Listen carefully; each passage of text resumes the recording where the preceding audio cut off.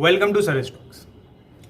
ये video start करूं उससे पहले मैं आप सबको थैंक यू बोलना चाहूँगा, क्योंकि आप लोगों के सपोर्ट के कारण जो लास्ट वीडियो था वो 1K व्यूज़ अचीव कर पाया, उसमें 1K व्यूज़ हुए। वो वीडियो पहला वीडियो बना सरेश टॉक्स का जिसमें 1K व्यूज़ आए, तो उसके लिए थैंक यू। और इसी तरह से सपोर्ट करते रहिए ताकि मैं इसी तरह के और वीडियोज़ इस चैनल पर ला सकूँ। अब आते हैं आज के वीडियो पे। आज का वीडियो है कर्म पे या वर्क एथिक्स पे।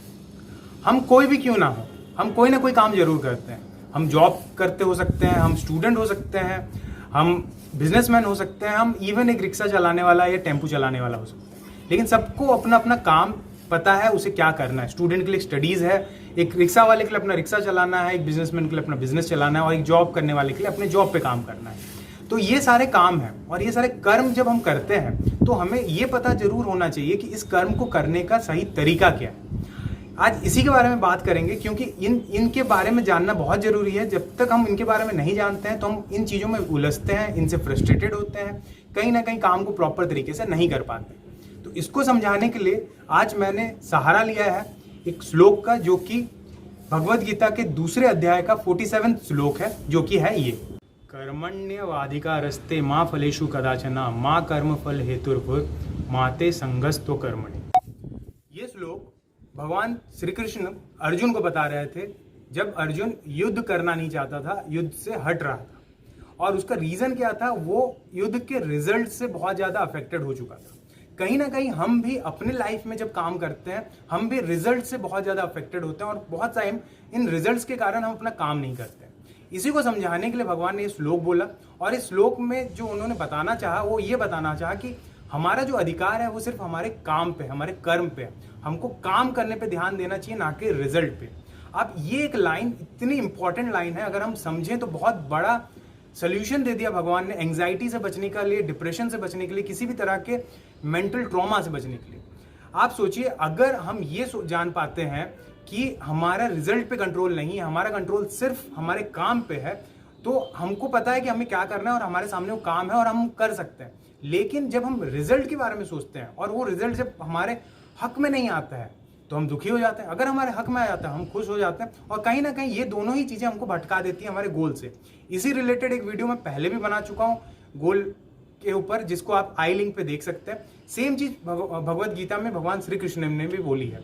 तो हमारा मेन फोकस है, जब हमें कोई काम दिया जाए तो हमें उसके रिजल्ट के बारे में नहीं सोचना है। हमें उस समय सिर्फ ये सोचना है कि हमको इस काम को अच्छे से करना है, हमको उस प्रोसेस पे काम करना है। और यही चीज बताना चाहते हैं भगवान श्री कृष्ण, क्योंकि अगर हम रिजल्ट पे ध्यान देंगे तो प्रोसेस हैम्पर होगा, और प्रोसेस हैम्पर होगा तो रिजल्ट अल्टीमेटली नहीं आएगा। अब जब हम कर्म के बारे में बात कर रहे हैं तो भगवद गीता में अकर्म के बारे में भी बताया गया है। अकर्म क्या है? अकर्म है काम ना करने की आदत, और इस चीज को पाप बोला गया है। अब जिस तरह से कर्म का रिजल्ट होता है, जो भी हम काम करते हैं उसका एक रिजल्ट होता है, उसी तरह से अकर्म का भी रिजल्ट है। जिस तरह से हम काम करने के बाद उससे रिलेटेड रिजल्ट अचीव करते हैं, अकर्म का भी हम रिजल्ट अचीव करते हैं। लेकिन अकर्म से क्या होता है? वो रिजल्ट्स मिलते हैं जो हमारे लिए फेवरेबल नहीं है।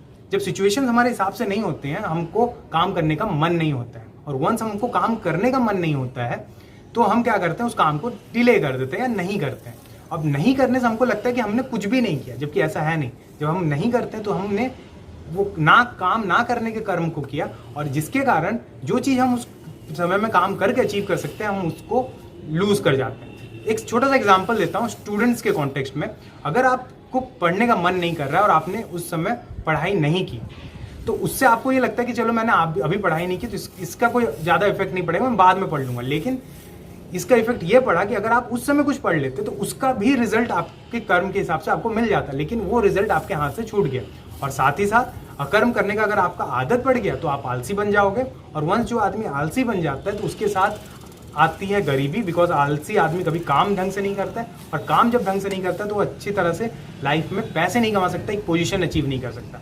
साथ ही साथ अकर्म के कारण आप जो अचीवमेंट कर सकते थे, जो अचीवमेंट आप पा सकते थे, सोसाइटी में जो पोजीशन पा सकते थे, वो पोजीशन भी आप लूज कर जाते। तो नेक्स्ट टाइम जब भी दिमाग में आए कि मुझे काम नहीं करना, तो इस चीज़ को याद रखो कि अकर्म पाप है। और ये चीज़ अगर आपको मोटिवेट कर सकती है, ये लाइन अगर आपको मोटिवेट कर देती है, तो मुझे नहीं लगता कि आप नेक्स्ट टाइम से काम करने से भागोगे। इस वीडियो से मैं दो चीज़ों को बताना चाह रहा था। कि जब भी आप काम करो, रिजल्ट ओरिएंटेड काम मत किया करो, जिस तरह से भगवत गीता में बताया गया है।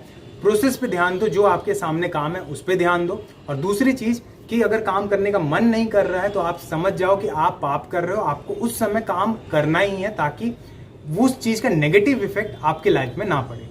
अगर ये वीडियो आपको अच्छा लगा तो वीडियो को लाइक कर दीजिएगा, वीडियो को शेयर कर दीजिएगा ताकि बहुत लोगों तक ये वीडियो पहुंच सके। और अभी तक चैनल को सब्सक्राइब नहीं किए हैं तो इस चैनल को सब्सक्राइब कर दीजिएगा। और जब तक नेक्स्ट वीडियो नहीं आता है, स्टे फोकस्ड, क्योंकि जो फोकस्ड है वही लाइफ में कुछ अचीव करता है। Thank you.